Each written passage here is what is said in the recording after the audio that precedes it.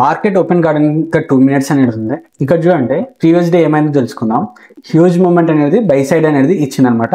ఇక్కడికి వెళ్ళి మళ్ళీ రీట్రేస్మెంట్ అయ్యి మళ్ళీ హ్యూజ్ మూమెంట్ అనేది వచ్చింది. ఇక్కడ ఓన్లీ బయ్యర్స్ ఉంటారు, ఇక్కడ ఓన్లీ బయ్యర్స్ ఉంటారు. వీళ్ళని దీనికి మినిమం 50% అనేది మార్కెట్ అనేది రావాలి. వీళ్ళని టార్గెట్ చేయదు మార్కెట్, ఫస్ట్ వీళ్ళని అనేది టార్గెట్ అనేది చేస్తుంది. కాబట్టి ఇక్కడికి వెళ్ళి పైకి ఫిబ్ అనేది ఇద్దాం.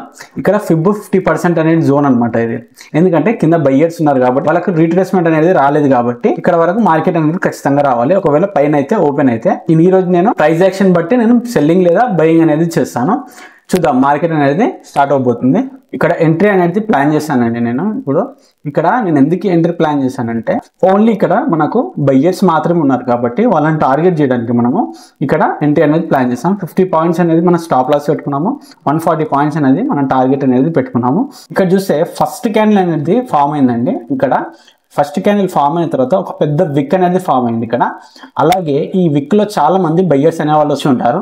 అలాగే ఇక్కడ ఈ పైన రెసిస్టెన్స్ ఉంది కదండి, ఈ రెసిస్టెన్స్ ని బ్రేక్అవుట్ చేస్తే నేను ఇక్కడనే ఎంట్రీ అనేది ప్లాన్ చేస్తుంటే కానీ ఇక్కడ ఇది బ్రేక్అవుట్ కాలేదు, కానీ మార్కెట్ అనేది కిందికి వెళ్తుంది. ఇక్కడ ఒక కన్సల్టేషన్ లెవెల్ ని చూసి నేను యాజ్ పర్ టైం సైకిల్ ప్రకారం నేను ఎంట్రీ అనేది ఇక్కడ ప్లాన్ చేస్తాను. ఇక్కడ నాకు టార్గెట్ వస్తుందో లేదో చూద్దాము. చూడండి మార్కెట్ లో ఓన్లీ కన్సల్టేషన్ మాత్రమే జరుగుతుంది. ఈ రెసిస్టెన్స్ ని బ్రేక్ డౌన్ చేస్తే ఖచ్చితంగా మార్కెట్ అనేది కిందికి అనేది వస్తుంది. ఎందుకంటే ఇక్కడికి ఫిబ్ వేస్తే పైకి మనకు ఈ 50% జోన్ వరకు రాలేదు. ఓన్లీ ఈ లెవెల్ మీద ఓన్లీ బయర్స్ మాత్రమే ఇన్వైట్ చేస్తుంది మార్కెట్ అనేది. కింద 56,999 వరకు మార్కెట్ ఖచ్చితంగా రావాలి. వచ్చిన తర్వాత మార్కెట్ అనేది ఖచ్చితంగా ఇక్కడికి రివర్స్ అనేది అవుతుంది. ఇక్కడ టార్గెట్ అనేది హిట్ అయిందండి.